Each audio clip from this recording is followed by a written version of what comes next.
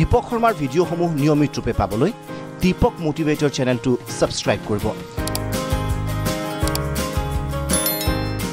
আৰু বেল icon press কৰিবলৈ নাপাহৰিব। মোৰ প্ৰথম কথা যে সদায় ভাল মানুহ হ'বলৈ যত্ন কৰক, বিশেষকৈ ছাত্ৰ ছাত্ৰীসকলে। ভাল মানুহ হোৱাটো পৃথিৱীৰ আটাইতকৈ ডাঙৰ কাম। কোনো ইউনিভাৰ্চিটিত ভাল মানুহৰ চাৰ্টিফিকেট পোৱা নাযায়, কোনো মেডিকেল কলেজত ভাল মানুহৰ চাৰ্টিফিকেট পোৱা নাযায়, আপুনি দিনত 12 ঘণ্টাকৈ পঢ়িলেও এজন ভাল মানুহৰ চাৰ্টিফিকেট পোৱা নাযায়, আপুনি 100ৰ ভিতৰত 100 পালেও ভাল মানুহৰ চাৰ্টিফিকেট পোৱা নাযায়। ভাল মানুহৰ চাৰ্টিফিকেট ক'ত থাকে? ভাল মানুহৰ চাৰ্টিফিকেট থাকে ইন আৱাৰ হাৰ্টছ। এইটোৰ পিউৰিটি, হাৰ্টৰ পিউৰিটি আনাটো is the most difficult examination in your life.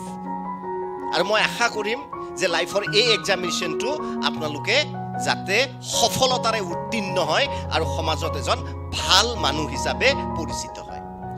Now, what is the definition of a ভাল মানুহ? A good human being, a pure soul. What is the definition? মই যেটো আৰম্ভণিতে কৈছিলো যে সামাজিক আৰু অৰ্থনৈতিকভাৱে যিজন আটাইতকৈ দুৰ্বল, ছাত্ৰ ছাত্ৰীসকলে এইটো মনত ৰাখিব লাগিব, কাৰণ আপোনালোকে এটা ডাঙৰ জীৱন আৰম্ভ কৰিব গৈ আছে। যে আটাইতকৈ যিজন সামাজিক আৰু অৰ্থনৈতিকভাৱে দুৰ্বল, তেওঁক আমি সন্মান কৰিব লাগিব। আমি কিছুমান ডিসি অফিচত গ'লে দেখা পাওঁ, সকলো নহয়, যেতিয়া সুট বুট পিন্ধি ইয়াতে সোণৰ একদম ডাঙৰ নেকলেছে কয় নে এইটো শিকলিয়ে কয় মই নাজানো, শিকলি পিন্ধি যেতিয়া ডিসি অফিচত, সকলো নহয় দেই, মই জেনেৰেলাইজ কৰা নাই, কিন্তু মই দেখিছোঁ, I am the I witness. যেতিয়া শিকলি টাইপ এনেকুৱা সোণৰ চেন পিন্ধি যায়, ডিচিজনে হয় আহক আহক বহক, কি খবৰ, ভালনে, চাহ একাপ আনাচোন বুলি কয়। কিন্তু মানুহজনে যদি এটা লেতেৰা পেতেৰা ধৰণৰ কাপোৰ পিন্ধে আৰু তেওঁৰ যদি খুব হাইফাই ষ্টাইলত নহয়, বহু এনেকুৱা বিষয়া আছে যিয়ে মূৰ তুলি নাচায়, হয়নে নহয়? এইটো প্ৰেক্টিকেল পাইছেন নাই? কি আছিল, তেওঁৰ মুডটোৱে চেঞ্জ হৈ যায়, যেন তেওঁ আমি কিবা ধাৰ বস্তু ল'ব আহিছোঁ। He is a public servant, he is there to serve us. কিন্তু তেওঁ কি কৰিব? মুখখন উফন্দাই, কি আছিলে আপোনাৰ? কিন্তু সেম মানুহ এজন যদি আহে, অকণমান হাইফাইকে আহে, ভাল গাড়ী এখনত আহে, যদি পাৰিলে ক'ৰবাত এস্কৰ্ট লৈ, কি আছিলে আপোনাৰ, ভালনে, বহক বহক বহক। চ' নেভাৰ ডু দেট। আপুনি ধনী মানুহ এজন আহিছে, হাইফাই চ' কল্ড হাইফাই মানুহ এজন আহিছে, আপোনালোকে যেতিয়া অফিচাৰ্ছ হ'ব, আপুনি তেওঁক সন্মান জনাওক, ভেৰি গুড। কিন্তু সমাজৰ দুখীয়া ব্যক্তি কোনোবা যদি বুঢ়ী মানুহ এজনী চেণ্ডেল নিপিন্ধাকে আপোনাৰ অফিচটো সোমাইছে, তেওঁক আপুনি মা নমস্কাৰ কি আছে কওক বুলি যিজন বিষয়াই ক'ব, he is the finest officer, he will remain in the hearts of the পিপল।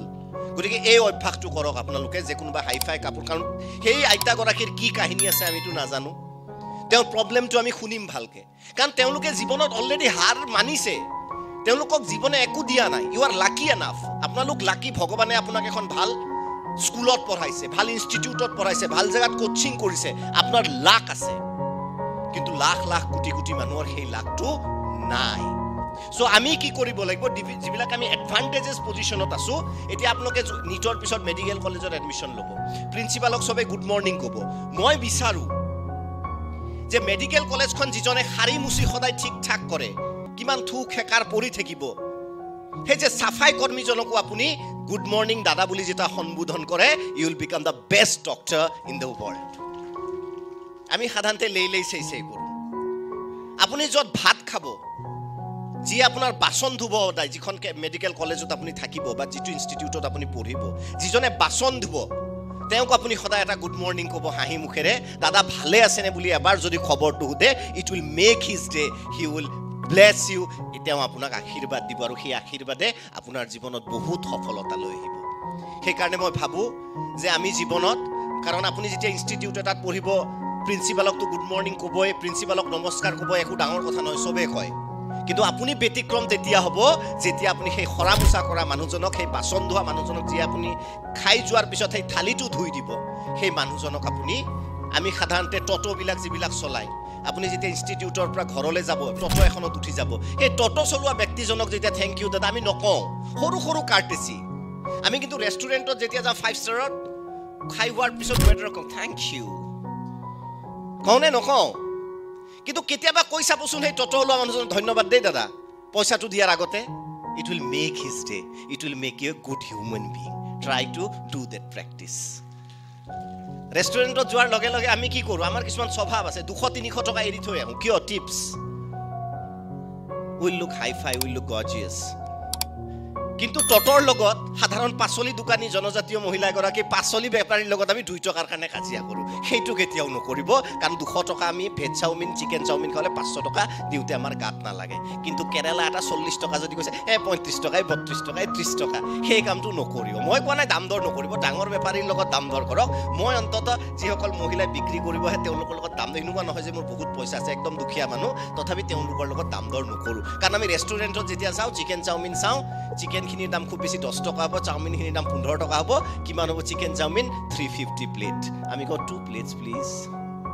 সেইটো প্ৰথম কথা।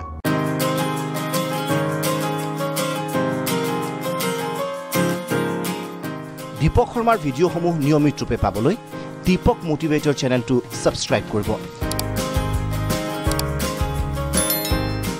আৰু বেল আইকন প্ৰেছ কৰিবলৈ নাপাহৰিব।